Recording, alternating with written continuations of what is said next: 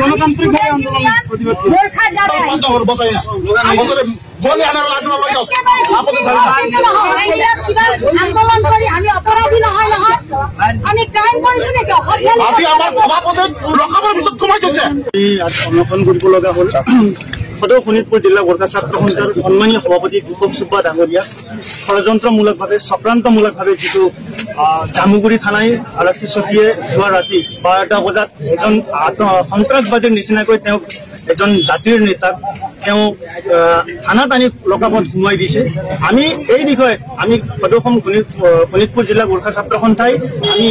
এই ঘটনাক উদ্ধাৰ আৰু গৰিহণা দিছো আৰু লগতে বিনা চৰ্তে আমাৰ শোণিতপুৰ জিলাৰ গোৰ্খা ছাত্ৰ সন্থাৰ সন্মানীয় সভাপতি দীপক চুব্বা ডাঙৰীয়াক বিনা চৰ্তে মুকলাই দিব লাগিব সসন্মানে মুকলাই দিব লাগিব বুলি আমি ইয়াত মৌনভাৱে প্ৰতিবাদ কাৰ্যসূচী গ্ৰহণ কৰিছো তেওঁৰ বাবে তেওঁ ফৌজদাৰী গোচৰ ৰুজু হৈছে বুলি কৈছে ইয়াত কিন্তু আমি এটা কথা লক্ষ্য কৰিছো ইয়াত সম্পূৰ্ণ ষড়যন্ত্ৰমূলকভাৱে গৈছে আৰু ৰাজনৈতিক ষড়যন্ত্ৰভাৱে কিয়নো আমি যেতিয়া থানাত প্ৰৱেশ কৰিয়ে জামুগুৰি আৰক্ষী থানাৰ ভাৰপ্ৰাপ্ত বিষয়া মহোদয়ৰ ওচৰত যেতিয়া কথাখিনি বুজিব গৈছিলো তেওঁক আমাক কথাখিনি যে ফৌজদাৰী কেছত তেওঁৰ এগেইনষ্টত কেছ এফআইআৰ হৈছে আমি তেওঁক সেইকাৰণে ৰাতি এৰেষ্ট কৰিব লগা হ'ল বুলি ক'লে আমি সেই বিষয়ত তেওঁ কোৱাত যে তেওঁ এটা কথা যে ক'লে যে এই বিষয়ত আমি অতিকৈ মানে আচৰিত হৈছো যে তেওঁ বিধায়কৰ লগত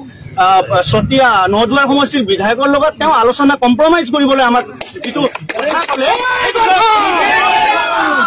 হতাশত ভুগিছো কিয়নো থানাৰ আৰক্ষী বিষয়াই এৰেষ্ট কৰি এজন নেতাক সোমাই থৈ দিছে কিন্তু আৰক্ষী বিষয়া এজনে কিন্তু বিধায়কৰ লগত কম্প্ৰমাইজ কৰিব লগাটো